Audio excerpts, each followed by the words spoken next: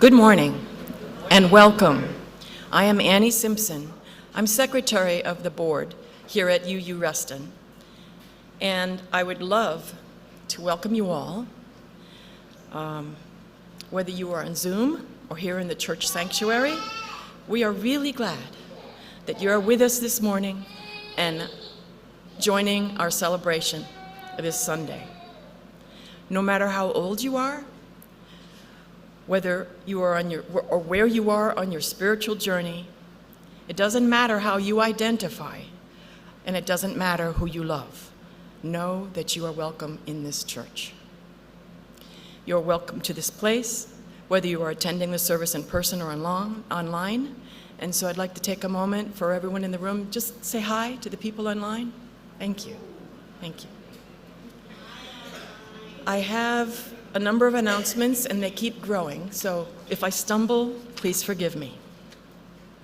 First of all, I'd like to announce, as it went out by email, that our office manager, Harry Davis, is out on medical leave. So please be patient with us as we figure out the transition to temporary help in the office. The office will be closed this week as we navigate this transition. Thank you for your understanding. Also, I'd like to remind you that a commemoration of life service for Rod Paolini will take place here in the sanctuary this coming Saturday, July 19th. Is that this Saturday? Yeah. It's the one after, the 19th, at 1 o'clock. So we'll be announcing this again next week. Third, Science Sunday is next week, the 13th, at 11:30. That's not right? That's not right? Yes, 11:30. Good. The speaker is Patton George. The title, From a Neutron to Your Home, How We Harness the Power of the Atom to Electrify Our World. We hope you can join us after the service next week. Okay, the next announcement is about music.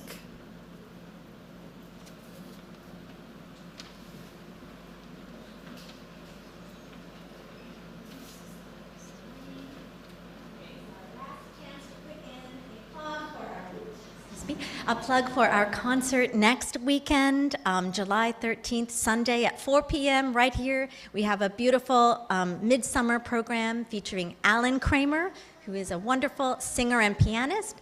He will be performing works by celebrated American composers, including our very own Alan Kramer. So.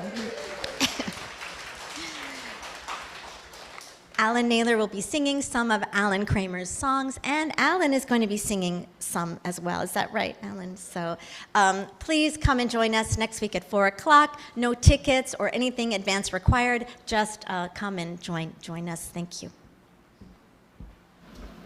Thank you, Cynthia. The last announcement I have is for all of you here in the sanctuary. So many of you have been contributing to our drawing for the Ukraine blanket. So please, even if you didn't buy a ticket, please sit, don't leave after the postlude, because we will be doing the drawing. It'll only take a minute. So when the service is over, please stay seated, and I will remind you when it's over, okay? Thank you. So those are all the announcements. Now we have to center for worship. That's something I try to help you do too.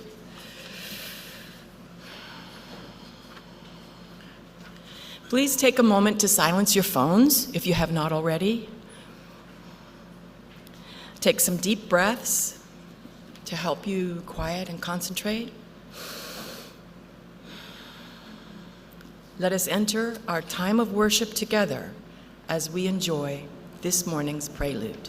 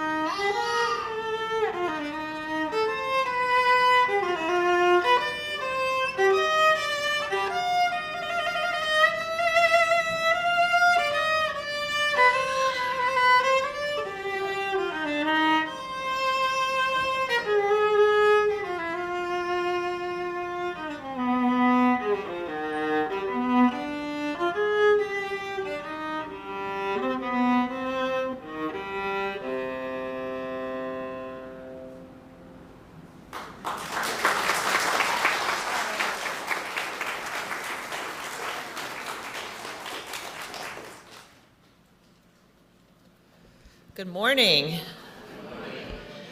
Thank you, Kate, for that beautiful playing. I am Cara Fortner. I am almost Minister Cara Fortner, not quite there yet. And from the clapping in this room, many of you know me, though I am excited to see some new faces here. I was a longtime member here at Reston for 12 years and spent the last year doing an internship. I was the intern minister at the congregation in Fairfax. So today I'm bringing back to you all what I have learned on my journey at Fairfax and on this journey through formation and ministry. And I'm so glad to be here with you all on this rather tough weekend as we celebrate what it means to be an American and what does independence mean as we're constantly facing a barrage of cognitive dissonance and grief and cruelty and hard things. And these are real things that we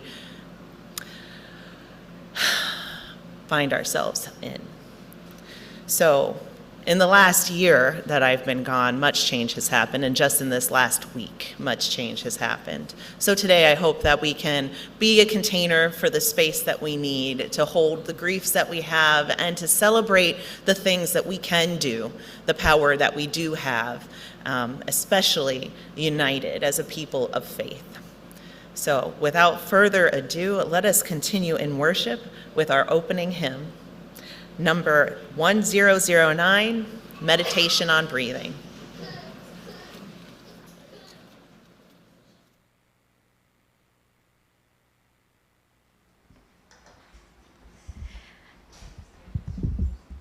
You may rise and body your spirit to join us in singing this hymn, 1009, Meditation on Breathing. I wanted to welcome Kate Shepard, who's going to be playing throughout the service, and thank you so much for being here, Kate. It's such a pleasure to hear you.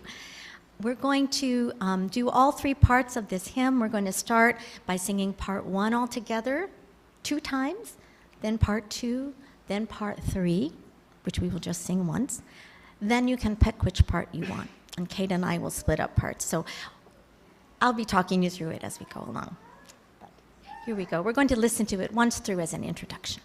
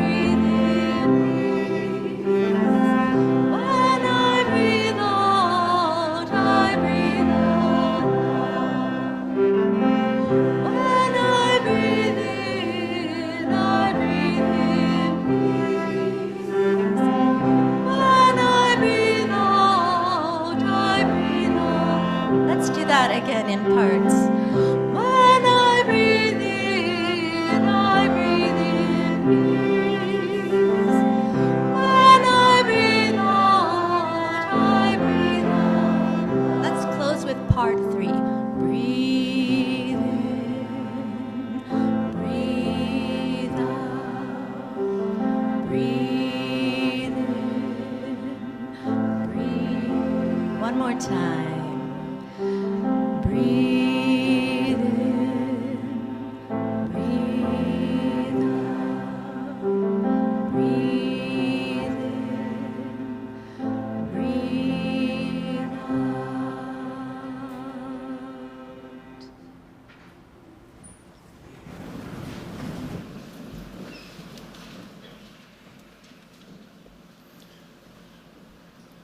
Good morning. I'm Sterling Pilette. Welcome to our church. Let's get this chalice lit.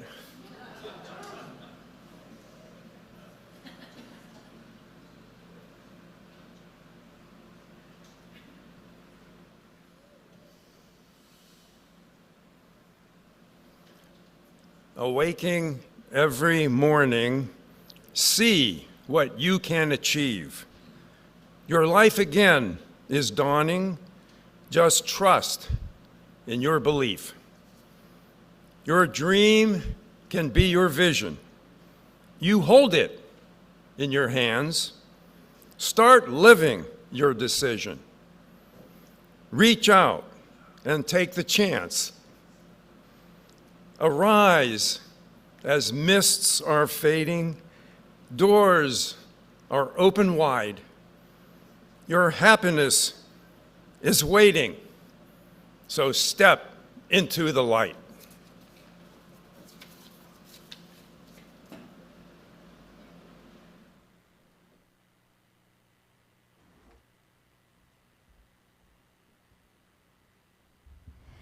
Here at UUCR, we have a covenant that we sing together every Sunday morning.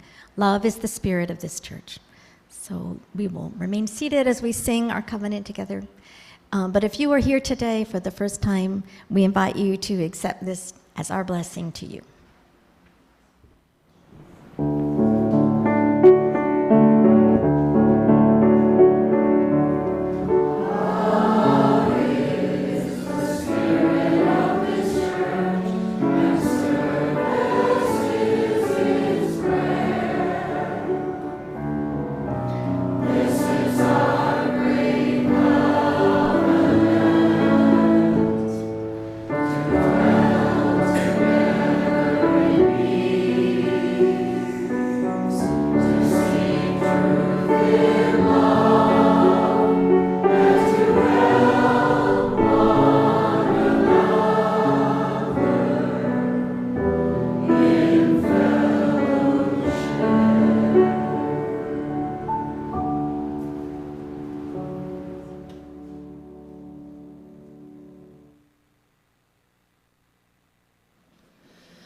Now is the time for all ages, and I welcome the young or young of heart to come forward and sit, or you can choose to sit where you are. Today we are going to be reading a book, and the slides will be up on our screen. So find a seat that you want to sit in and get comfortable. All right. Today's story for all ages is Change Sings, a children's anthem, written by Amanda Gorman with pictures by Lauren Long.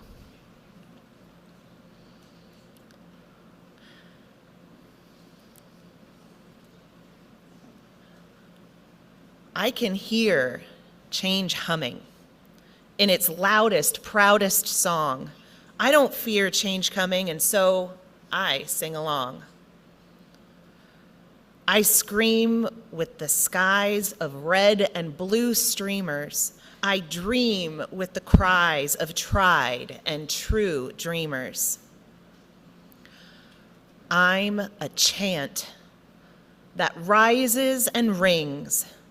There is hope where my change sings. Though some don't understand it, those windmills of mysteries, I sing with all the planet and its hills of histories. I hum with 100 hearts, each of us lifting a hand. I use my strengths and my smarts. I take a knee to take a stand. I'm bright as the light each day brings. There is love where my change sings. I show others tolerance, though it might take some courage. I don't make a taller fence, but fight to build a better bridge. I talk not only of distances from where and how we came. I also walk our differences to show we are the same. I'm a movement that roars and springs. There's a wave where my change sings. Change sings where? There, inside of me, because I'm the change I want to see. As I grow, it grows like seeds. I am just what the world needs. I'm the voice where freedom rings. You're the love your bright heart brings. We are the wave starting to spring, for we are the change we sing. We're what the world is becoming, and we know it won't be long. We all hear change strumming. Won't you sing along?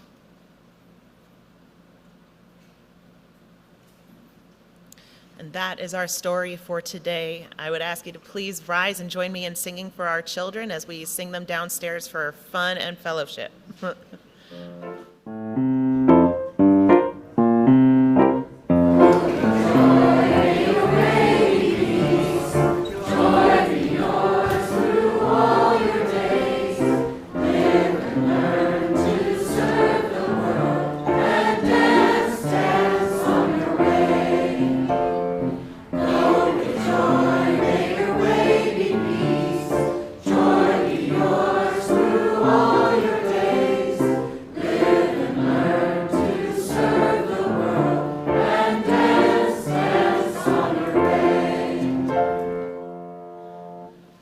Always needs a cha-cha-cha at the end of that one. Now is the time in our service dedicated to sharing our joys and concerns so that no one has to hold them alone. If you are joining us remotely this morning, you may wish to light a real or virtual candle where you are and to mark what is on your heart. As members of the in-person congregation here at UUCR, place stones in the water here at the altar. If those of you at home would like to share what is in your heart today in the chat, please share it there and make sure it says to all attendees so that we can all see it. Remember, what you share is public. Those at home may read their joys and concerns shared in the chat and then enter into your own time of reflection as prayer. As we all listen to Megan play our meditation music.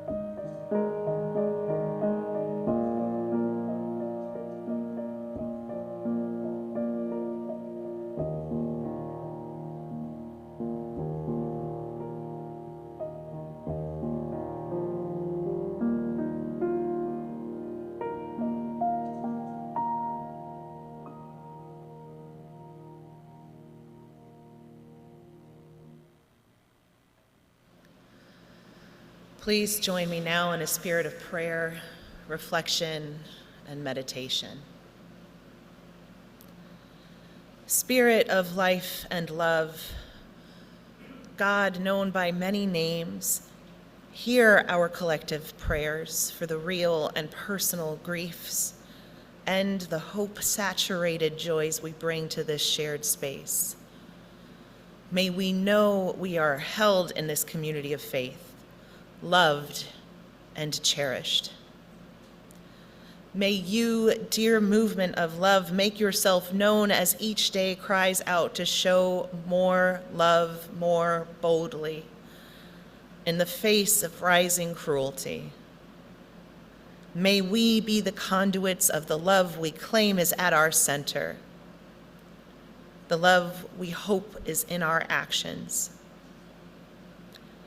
May we honor our grief for the poor, the elderly, the immigrants, grief for what America is becoming and may have always been.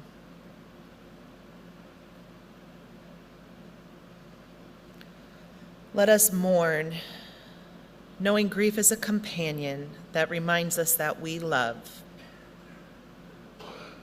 and our hearts feel when injustice has taken root. For the many griefs just from this past week, including the wreckage left in the wake of the disastrous floods in central Texas, killing almost 50 people, and 27 girls still lost.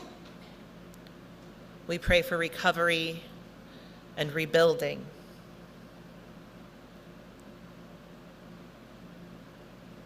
May we honor our grief and know that joy is still here, a resilient little flame that we can summon and share with one another. May we be the lights we need in this world. For these things and all things in our hearts, amen, and blessed be.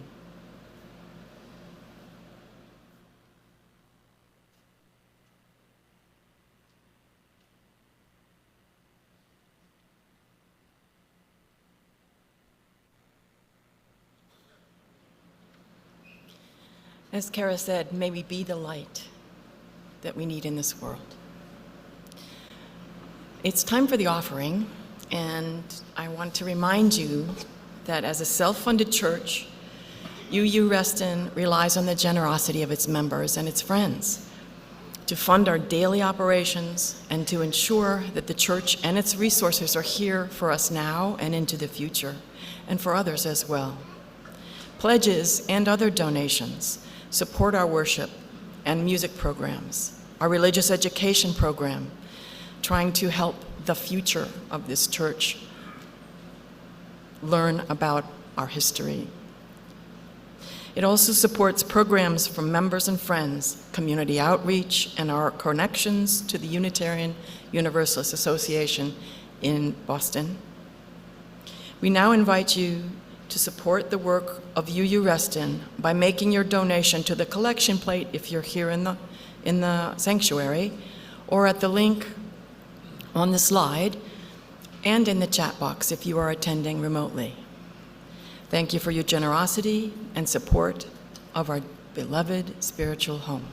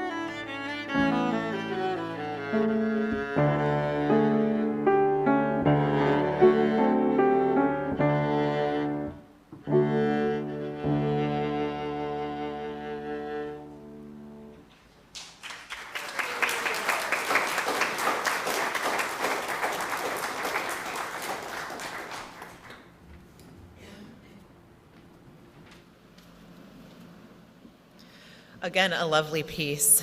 And Megan and Kate, your wonderful talents are exactly what I will be preaching about pretty much today, which is about shared ministry. It isn't without the people who have their talents, who are willing to share them, that we could have a community like this. So thank you. Early on at my internship at UUCF, Reverend David, the senior minister there, and my supervising minister, he gave me a smooth, small stone with the word inspire inscribed on it. I held it and I said, I'm inspired. And he said, no, you inspire. I have thought about these words quite a lot in my last year, learning what I needed to learn. I had a job to do at Fairfax. I had to learn the role of minister, and not just the broader role of minister and ministry, but my role as minister and my call to ministry. My voice is what brought me into ministry. It was in this lovely pulpit and in this beloved faith community that I found my voice and was able to exercise my preaching voice. In seminary, when I felt strongly about something, I would not be quiet. I used to say to myself, I'm not in seminary to keep quiet. There was too much hurt and harm caused by idolic interpretations of a God I knew to be love. A God I knew was not in alignment with what I was witnessing through the actions and words of so many supposedly faithful people. I have faith in a movement which speaks through artists and poets, prophets and preachers to reveal wisdom and hope for a more just and loving world. This is my faith. It is a faith that empowers me to use my voice.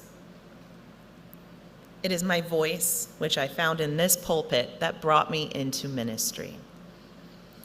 Some of you know this, but last year I reached out to Reverend David to see if they could use an intern.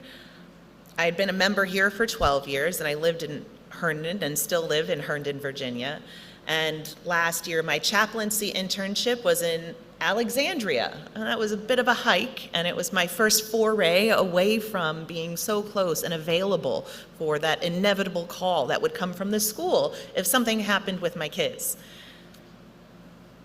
I knew I wanted to be close, and that Fairfax would be my best bet if they had room for me, and thankfully they did.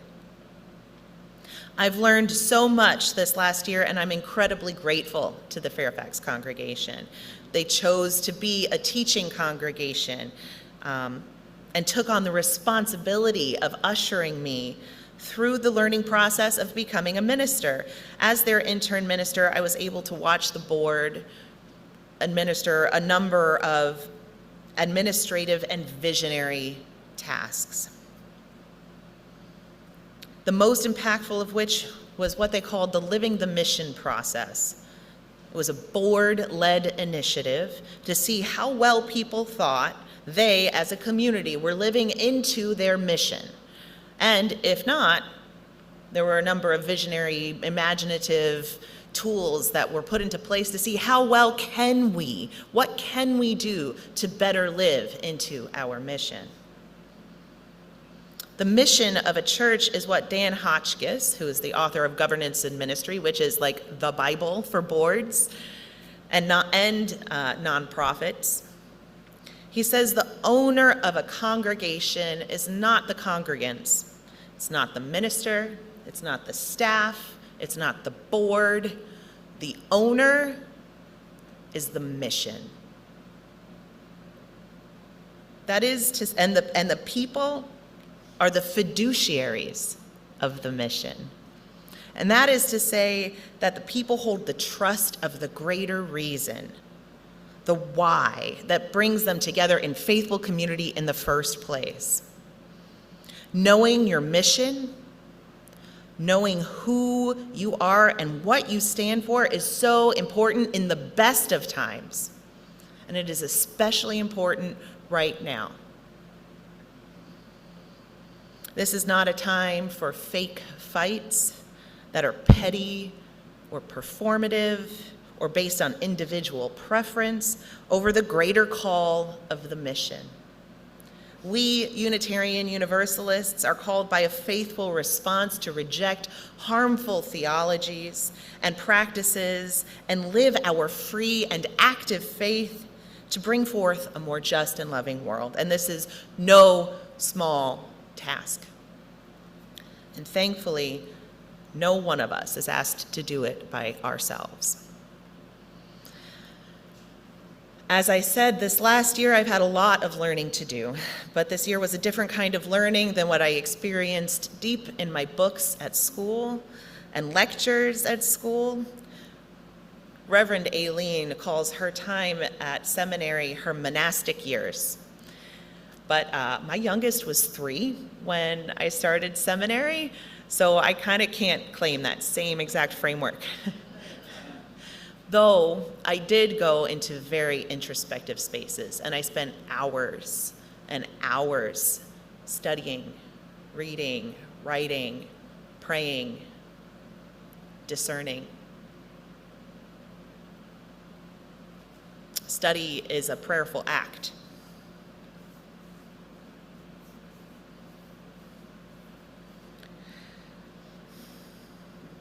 A spiritual practice that has enabled me to know myself better and embody the authenticity one would hope that a minister would embody. This year, I had to learn the role of minister. I've said that a couple times, right? I don't know if I need to say it again. I had to learn the role of minister. And that's an important thing to figure out because every single person who comes into a church has their own ideas about what a minister is or should be. And I have to know who I am and what my call is and how I am called to do my ministry. My ministry sounds almost as ridiculous to me as the idea that I can now officially call myself a master of divinity. What strange things to claim any ownership or mastery over. The greatest lesson from my time at Fairfax is that ministry is always shared, always. And I knew that coming out of this congregation. I had been a very involved congregant here, led stewardship campaigns, strategic planning initiatives, worship. If there was something to get involved with here, I did. It is always shared. And this last year, I had to move out of that framework of that very involved lay leader, the one that makes up the bulk of the church, the one that we depend on. I had to move out of that framework of the lay leader and into the framework of the spiritual leader, the wise counsel, the soothsayer, the clergy person, the one with holy responsibility, the leader, the servant, the reverend. And I want to do this job well. And I imagine I will continue to learn and grow in all the ways I am not a master of anything, but certainly a lover of people and our hope for this world. My ministry is rooted in faithful pluralism. That idea that if the movement of love has been working in the hearts of creatures across time and space, that there is some shred of truth in their various expressions of it. From the first time and multitudes of times that a fist was raised to the heavens in anguish, crying, "Why?" The desire to understand and make meaning from this experience of life has transcended every conceivable identity one may have. There is a oneness to us. This web of existence this bundle of mess, hope, terror, joy. And that is where my ministry is rooted. And what a time to be entering ministry. We are called in so many ways. Fascism and authoritarianism are real threats to our freedoms. Patriarchy and white supremacy culture are still ruling the main stage of our time in history. We have so much healing to do. 400 years of chattel slavery, 100 years of Jim Crow. The gender gap in terms of labor remains a far cry from equal, which seems pale in comparison to the years of injustice against women's rights over our own bodies. Because certainly women either belong to their fathers, their husbands, or their children as virginal epitomes of virtue, objects of sex, domination, or servitude, or nurturing, compassionate martyrs. Not to mention the violence waged against women in the name of these relegated roles. Technology has brought us ever closer together across oceans while it pushes neighbors and families apart, keeping us in social media silos, which affirm our worldviews, keeping us disengaged from the people in our physical spaces, and manipulating the way we think and feel about a myriad of things, important things. Especially after COVID, we face a special kind of insidiousness in the pervasive nature and comfortable way we have access online, from the couch, the bed, anywhere we want. And with the advent of AI, the impact of which people are comparing to the Gutenberg printing press. The certainty of truth will be cloudier and more difficult to discern. As greed has taken from our earth and we drain it of its resources, can we keep this precious earth? Makes me think of what Benjamin Franklin said, we have a republic if we can keep it. We have beautiful, wonderful, precious things if we can keep them. This planet and life here is a miracle. What we have here is a miracle as we gaze up to the heavens and we see the vastness of space. This beautiful oasis in the desert of space needs us to care more about it so that we may keep it. Our young men are isolated, feeling rejected. Our young trans and genderqueer people are terrified. Our immigrant neighbors are being rounded up and detained, and our poorest and frailest will die from lack of health care and access to food. All while the richest and most powerful continue to fill their coffers. Our American heart is wounded, but it has not stopped beating. This is not the first time our people have faced difficulties and trials. We need the healing for all people in light of the truth of our histories and a shared commitment to knowing we are each a part of what the future will look like by the actions we take today. This world is calling on us in so many ways. This is another reason we cannot for one moment think that we are at all advised to do any of this alone. Congregations are faith communities, and our faith calls us deeply, innately to resistance and rejection of that which causes harm. This faith, which affirms each person's worth and dignity, this faith that pulls on the wisdom of multitudes of sources, including the Jewish shalom and the Muslim salam, which is a wish not only for peace, but for flourishing. So much right now in our beautiful land is in direct conflict with this hope. Not just peace, but flourishing. the hope of the American promise of liberty and justice for all. I have often thought of the story of Adam and Eve, and I took a really long time to figure out what it meant, but I think I've landed in something that works for me, so I'm going to share that with you. And I've decided it is certainly about the fact that we as people are going to do what we're going to do, no matter what we're told or by whom. We are going to yearn, hunger for the fruit of knowledge, and we are going to eat from it as long as it is available to us. We are resistors to captivity, resistors to adherence of dictatorship and tyranny, resistors to that which would undermine and steal our freedoms. I hope this resistance is strong in us.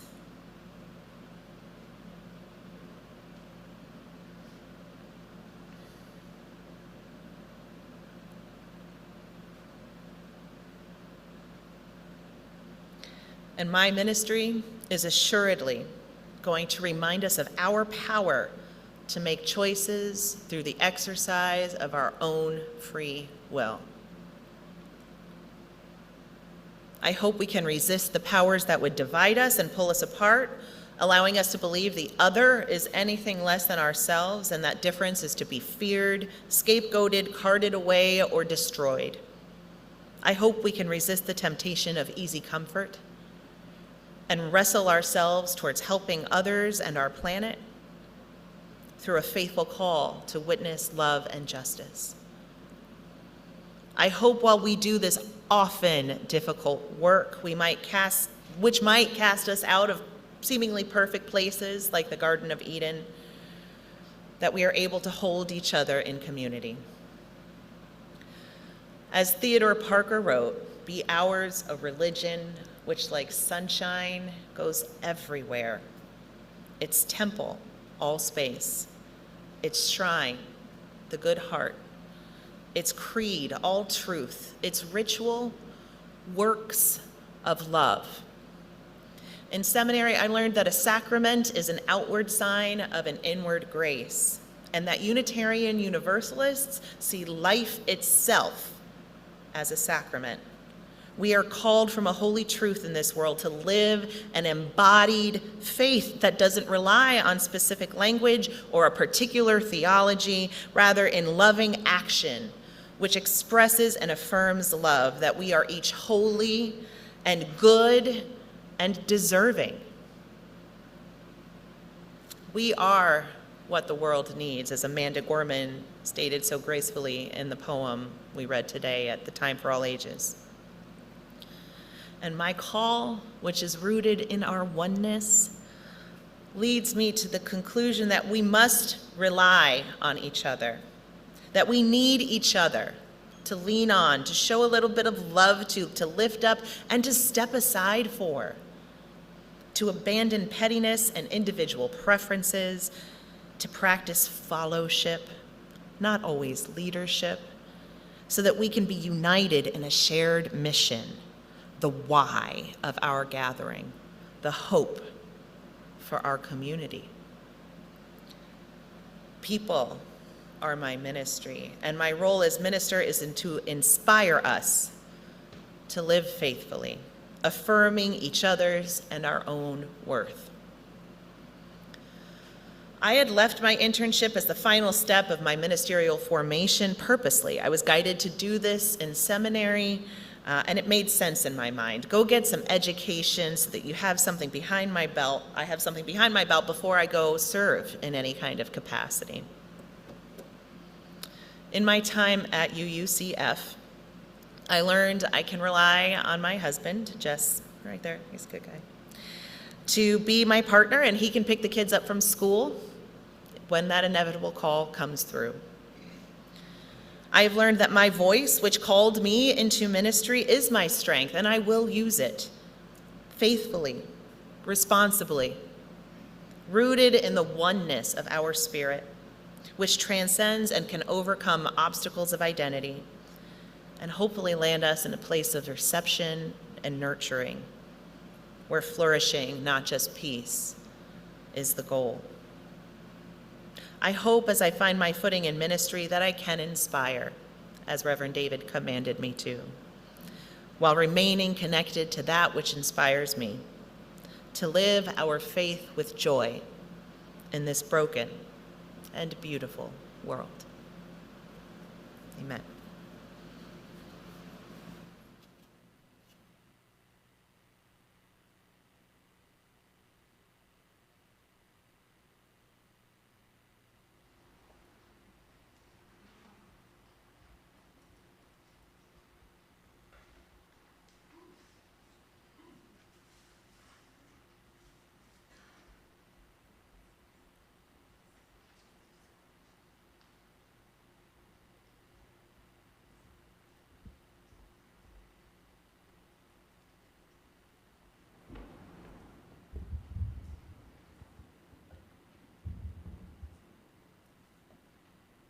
Closing hymn is number 1054, Let This Be a House of Peace. Please rise in body or spirit and join us.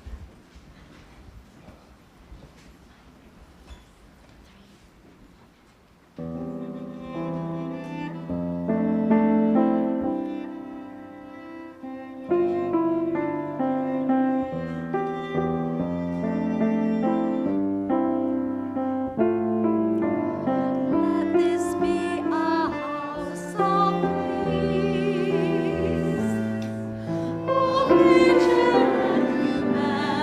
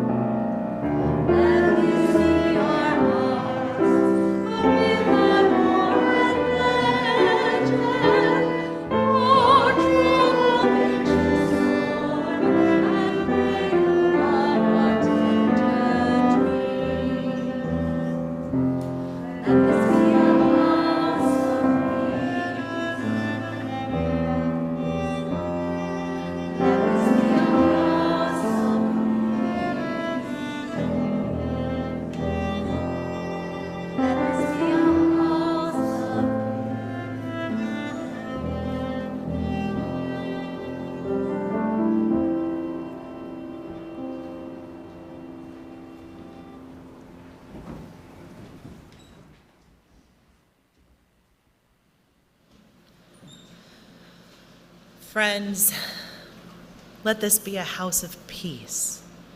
May we hold each other in community, knowing we are each holy and that ministry requires collaboration. It is all of us. May we be mission-oriented in the way we live and are together as we seek to bring more love and justice into this far from perfect place that we call home. May we know we have power and that as members of a community of resistance, we can be lights in this world, lights which are good on our own and far better and an incredible force when we are united.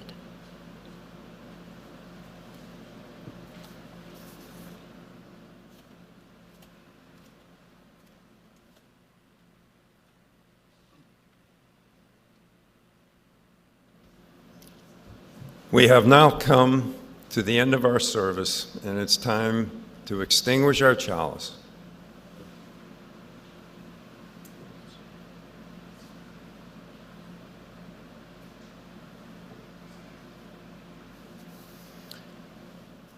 We extinguished our chalice, but its light still lives on in the minds, hearts, and souls of each one of us. Yes, we extinguish this chalice, but let us carry the flame with us and share it with those we know, share it with those we love, and of course, most especially, share it with those we have yet to meet.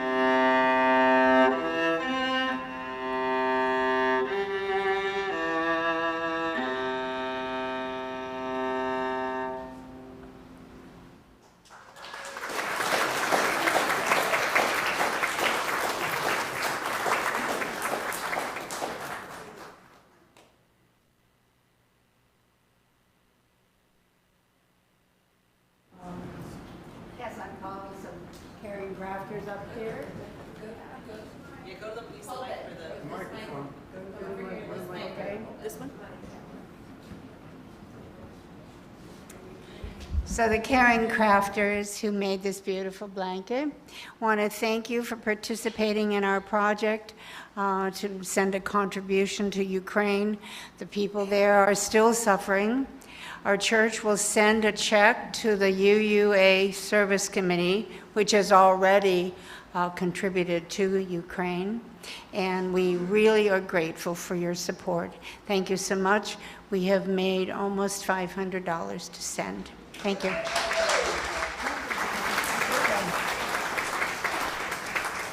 Would someone come up who has not got a ticket in here? Please. Who doesn't have a ticket? Thank you. Yeah.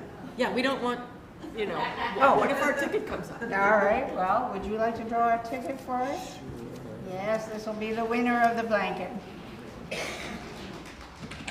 Let's see, this is Barbara Naef.